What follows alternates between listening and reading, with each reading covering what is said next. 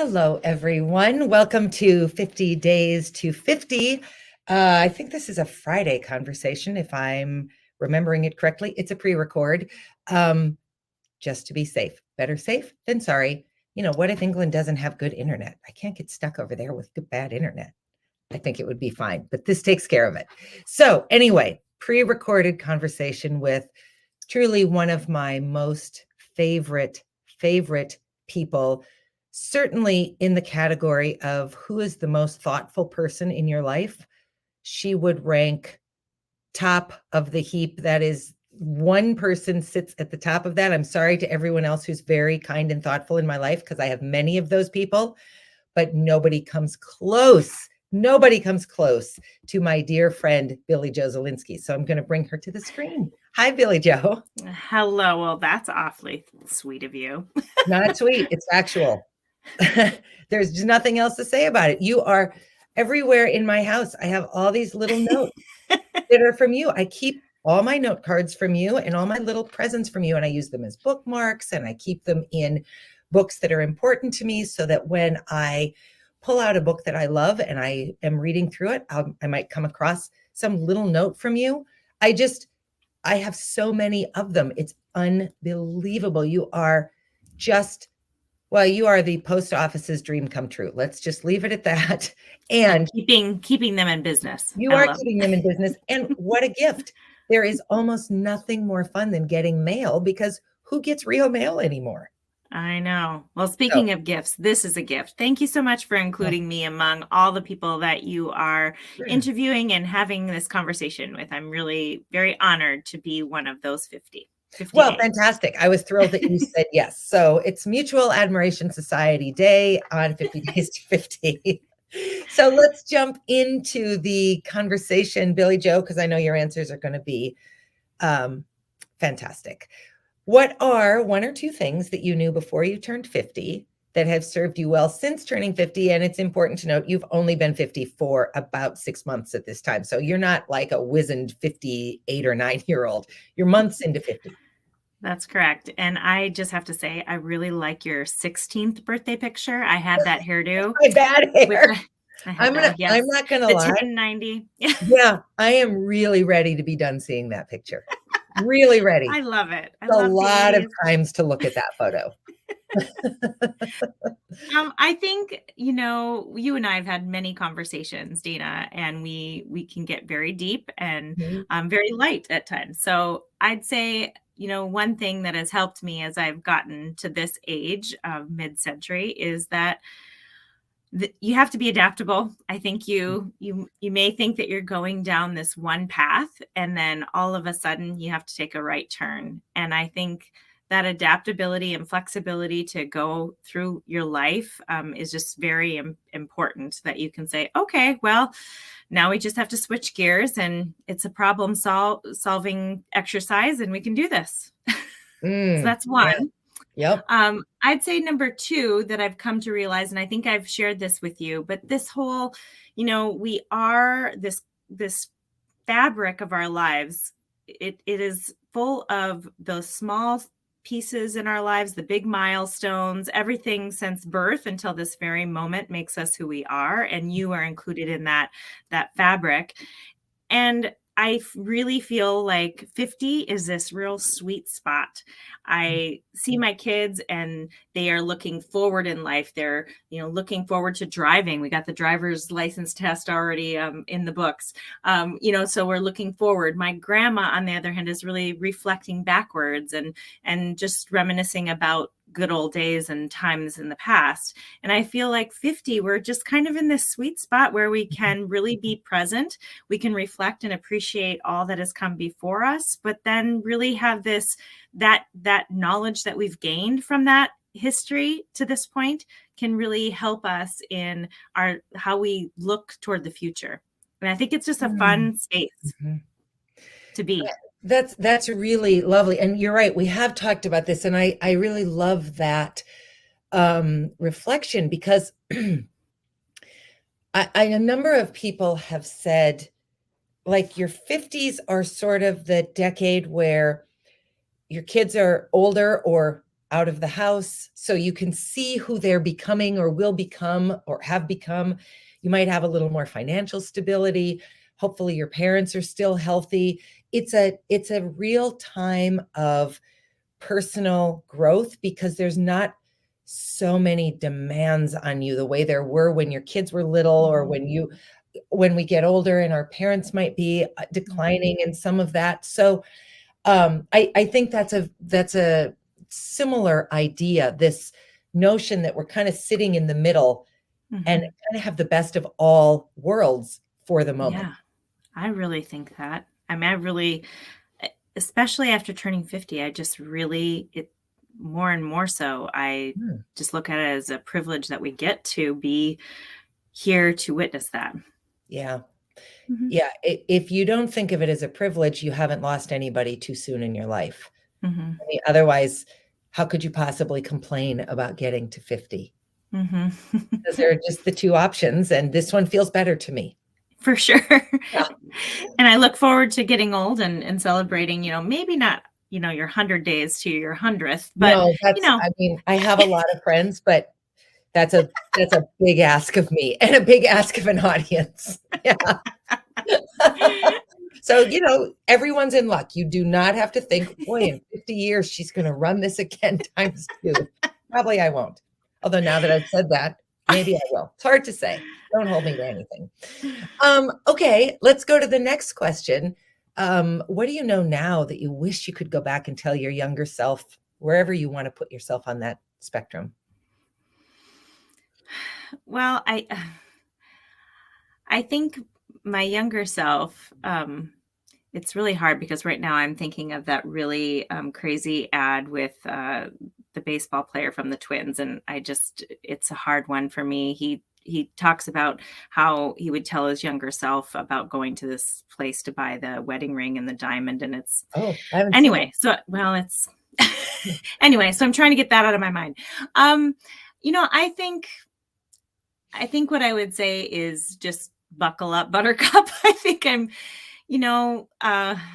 think that I thought life was pretty rainbows and unicorns, or riding on unicorns over rainbows. I was very much, not that I didn't have a childhood that wasn't, had its challenges, but I think that I always looked on the bright side of life, very positive. And I think that I would have said, just be prepared as you go through life, because it isn't going to be easy. And again, I think that's where that adaptability comes into play.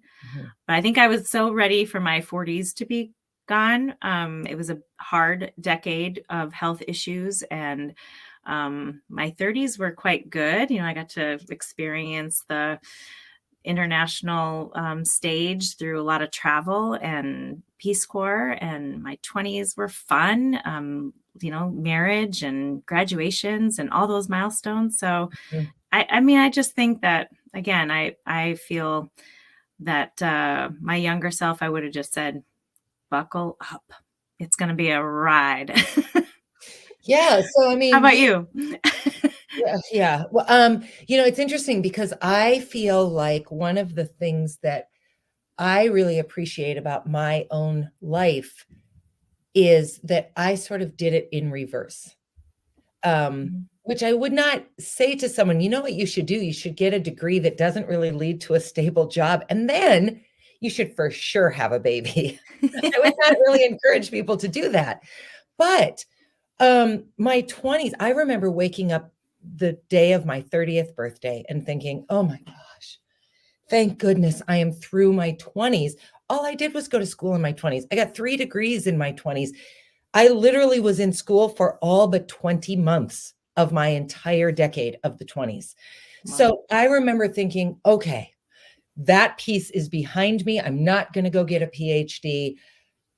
I can let that go. And I remember feeling like, okay, Quinn is almost 7. Things are moving. He's getting a little bit of independence. I'd been with Maz for a couple of years. So I really expected my 30s to be where we took off. And I did in a lot of ways. I got some jobs, and I got the arts partnership job, and we got married.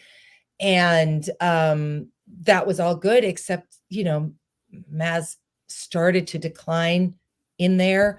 And then my 40s, I became an empty nester at 41, which was incredible. You're talking about driver's license. I mean, I've got a kid who's going to be 27 in 3 weeks. That's Hard to just believe. shocking to me. But my 40s were unbelievably hard because of Maz's alcoholism. But then they've been the most joyful of my decades, because we got through it and we've been able to turn it into so many positives, and to see Quinn launched and out in the world, and to have 3 of my 4 parents still here, and a new stepdad type, and all of that. There's so much about my 40s that have been extremely hard and extremely joyful, that I really do look to my 50s and think, okay, I'm going to adopt. This is the best thing I've learned so far. And I've heard it from a number of people. Your 50s is the decade where you really, really come into your own, and you just shoot off and go. I can't wait. I know. We get to do this together, which is so fun. We get to do it together, which I'm really excited about. So yeah, I did not love my 20s. My 20s were hard. I have loved other decades more, and I fully expect that this one is going to be sort of even better still. And extraordinary, shall we say? Extraordinary. And I take your admonition of buckle up, Buttercup, because boy, if I'd known at 40 what was coming with Maz, that would have been more than I could have known. Sometimes we shouldn't know. Well, we probably should never know what's coming, because we probably couldn't do it if we knew how really hard big pieces of it were going to be. You just do it because you're in it and you don't have a choice. Right. So, and I think something that also you triggered was that I've come to realize that you really can live with darkness and light, that there's a lot of joy and there's grief. I mean, I think that you don't have to be either or, that they can be both, and can be experienced together. Yes. Yeah. It's how you can go to a funeral and laugh about a really sweet memory. I'm never going to remember her name, but she wrote a book called Bittersweet. I first heard her on Dax Shepard. Her first book was called Quiet, I think. And then she wrote Bittersweet because she lost her dad and her brother to COVID. And she, when I heard her on Armchair Expert, I immediately went to get the book. And truthfully, I liked the conversation better than I liked the book. But bittersweet is, to me, the most perfect emotional adjective, because you can, exactly what you said, you can be in real despair and find hope. You can be ecstatic and have a inkling of melancholy. We are so much more complex than we give ourselves credit for, or than Hollywood tells us we're going to be. You're either going to be the princess who gets the prince, or your life's going to be terrible. Well, that's hardly true in either end of that spectrum. Yeah. So that notion of bittersweet really resonates for me, and it's certainly who I am. I spend a lot of time with bitter and look for the sweet. And I feel pretty comfortable in both places simultaneously. So yeah, we'll see how that plays out in the next 10 years. I'll give you more little cards, and maybe more sweet will come into play. Yeah, that would be good, because I love them all. All right, last question, Billi Jo. Tell me, in these 6 months of 50, what have been some of the most joyful aspects?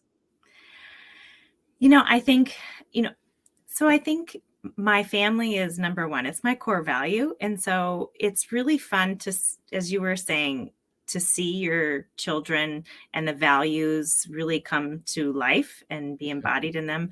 And it's complicated and messy to be a parent. It is so beautiful as well. And I think seeing them grow up as teenagers has been one of my joys since turning 50. I think also I've spent so much time with them. I've spent a lot of time on my career. I've done a lot in my community volunteering. I think, all those things are important, right? Family, career, community.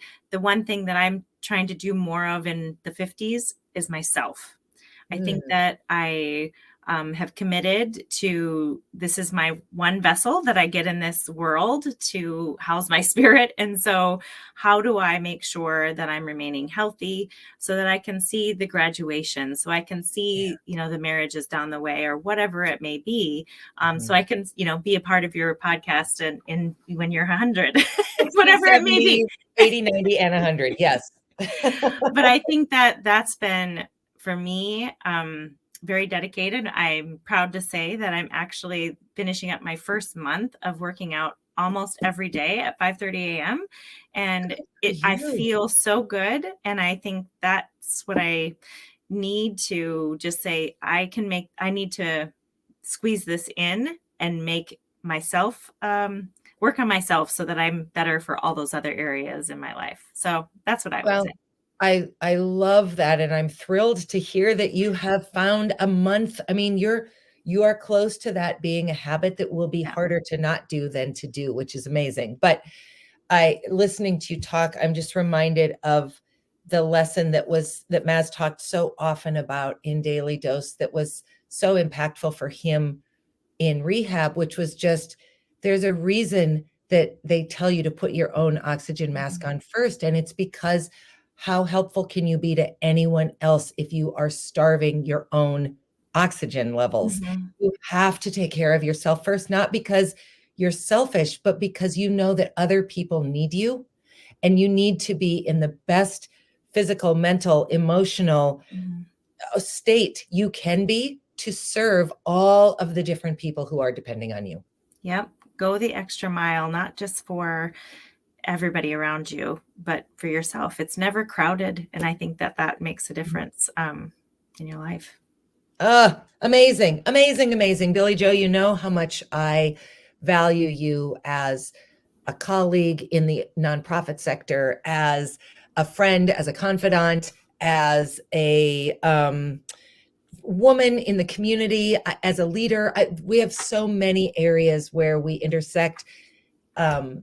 You and Mark became sort of our first new friends after Maz got sober. And so that's very sweet to me because you only know him in this new way, which means that when you see him, you see a really sort of shiny penny version of Maz, which helps me remember to see the shiny penny version of Maz, which is just so valuable to me. So thank you for always making space for me, for always seeing me, holding a mirror up and kindly pushing on me to be better.